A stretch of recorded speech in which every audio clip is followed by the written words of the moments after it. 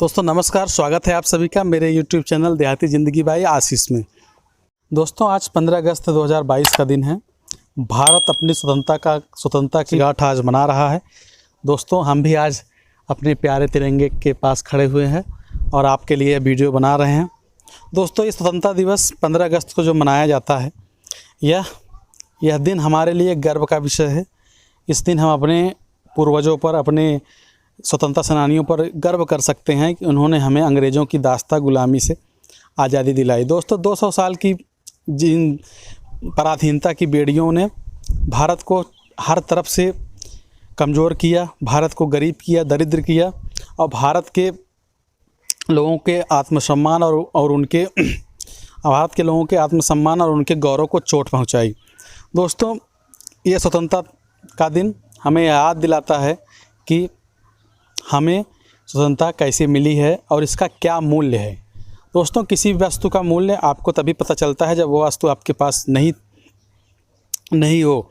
15 अगस्त 1947 के पहले हम भारतवासियों के साथ भी यही था कि हमारे पास स्वतंत्रता नहीं थी और हम सोचते थे कि स्वतंत्रता कैसी होती है, हमारा देश कैसे चलेगा, हमारा संविधान कैसा होगा, हमारे देश में कानून नियम कैसे होंगे और उस कानून नियम के अंदर हमारा देश कैसे विकास करेगा। इसका सपना हमारे महापुरुषों ने देखा, जिसकी परिणति आज इस स्वतंत्रता दिवस के रूप में हुई है। दोस्तों यह स्वतंत्रता दिवस हमें कई चीज़ों की याद भी दिलाता है, जिनमें से मुख्य है कि आपस में एकता बनाए रखना। क्योंकि जब अंग्रेज़ हमारे देश में आए तो उन्होंने भारत के इसी कमज़ोरी का लाभ उठाया। उन्होंने तमाम प्रदेश के राजाओं, तमाम क्षेत्र के राजाओं महाराजाओं को आपस में लड़ाकर, एक दूसरे का साथ देकर और उनमें साम दाम दंड भेद की नीति अपनाकर उन्होंने भारत को कमज़ोर किया और धीरे धीरे करके एक छोटी सी सेना लेकर वो ब्रिटेन से चले थे और उन्होंने भारत के ही संसाधनों का इस्तेमाल किया। भारत के राजा महाराजाओं के सेनाओं का इस्तेमाल करके उन्होंने धीरे धीरे करके संपूर्ण भारत पर कब्जा कर लिया। दोस्तों ये स्वतंत्रता दिवस हमें यह भी सिखाता है कि यह स्वतंत्रता हमें ऐसे यूं ही नहीं मिली है, इसमें लाखों करोड़ों लोगों ने अपना बलिदान दिया है। दोस्तों उन महापुरुषों के अलावा जो आज अग्रिम पंक्ति में खड़े हैं, जिनमें महात्मा गांधी, पंडित जवाहरलाल नेहरू, सुभाष चंद्र बोस, चंद्रशेखर आज़ाद, भगत सिंह, मदन मोहन मालवीय और मोतीलाल नेहरू, इन सब के ये जो अग्रिम पंक्ति में ये सब हमारे स्वतंत्रता संग्राम सेनानी हैं। इनको तो हम लोग जानते ही हैं और इनका सम्मान भी करते हैं, लेकिन दोस्तों इनमें लाखों करोड़ों ऐसे लोग भी इनके पीछे थे जो इनकी शक्ति बने, इनकी ताकत बने। इन लोगों ने उस आंदोलन का नेतृत्व किया और देश को यहाँ तक पहुँचाया, देश को आज़ादी तक पहुँचाया।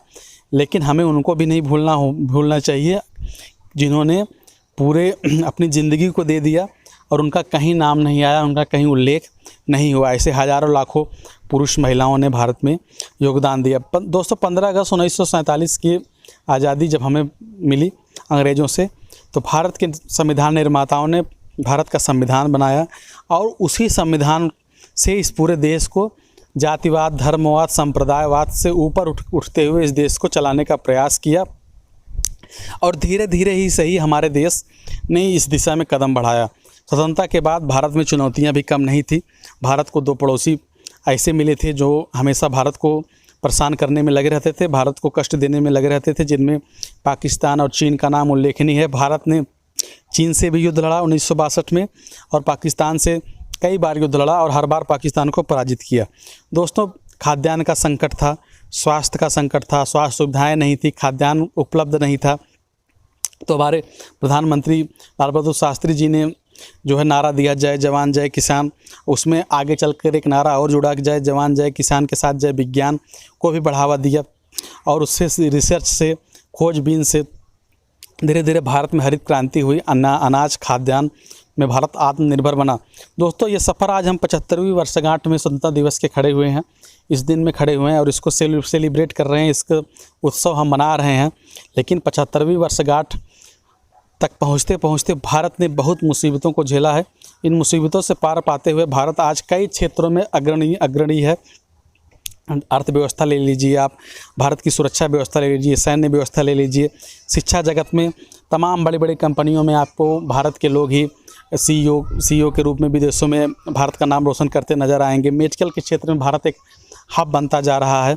दोस्तों इसके पीछे बहुत सारे लोगों ने तप किया, संघर्ष किए, अपने निजी स्वार्थ से उठकर भारत के एक राष्ट्र के रूप में उन्होंने सजोया है। इस राष्ट्र रूपी, भारत रूपी राष्ट्र बीज को उन्होंने सींचा है अपने खून और पसीने से, और भारत आज इस मुकाम पर पहुंचा है। अभी हम लोग बहुत रास्ता तय किए हैं, अभी बहुत ज़्यादा रास्ता तय करना बाकी है, जिससे दोस्तों भारत ने 75वीं वर्षगांठ आते जाते काफ़ी लंबा सफ़र तय किया है, अपनी समस्याओं से आगे बढ़ते हुए, समस्याओं को झेलते हुए एक उन्नति के मार्ग पर हम गरीब देश से विकसित देश, विकासशील देश की लिस्ट में आज सबसे ऊपर हैं। ये सफ़र भारत ने तय किया है अपनी मेहनत के दम पर, अपने आत्मविश्वास के दम पर, और भारत की जनसंख्या के सहारे, जनसंख्या के सपोर्ट के बल पर। दोस्तों भारत के सामने चुनौतियाँ अभी भी बहुत सारी हैं, बहुत सारा रास्ता तय करना है। मुख्य चुनौतियों में भारत की बढ़ती जनसंख्या, जो इस समय विश्व में चीन के बाद दूसरे नंबर पर भारत आता है, जबकि क्षेत्रफल के आधार पर 7वें नंबर पर आता है। बढ़ती जनसंख्या को शिक्षा देना, स्वास्थ्य देना, उनके रहन सहन, खान पान की व्यवस्था करना, तो सरकार के सामने प्रमुख चुनौतियां हैं। लेकिन दोस्तों एक उम्मीद के सहारे हमेशा दुनिया चलती है, उम्मीद के सहारे हमारा देश भी चल रहा है। भारत देश आज सबसे ज़्यादा युवाओं की जनसंख्या वाला देश है, और भारत में प्रयास चल रहे हैं कि युवाओं को रोज़गार दिया जाए, लेकिन बढ़ती जनसंख्या के सापेक्ष रोज़गार की संख्या कम है। दोस्तों भारत सरकार ये प्रयास कर रही है कि हमारे युवा जो हैं एक सकारात्मक सहयोग दें देश में। हम लोग व्यक्तिगत अपना सहयोग दे सकते हैं, देश में व्यक्तिगत सहयोग देकर देश के विकास में सहयोग करें, और यह जो आज़ादी हमें मिली है इसको हम बनाए रखें, और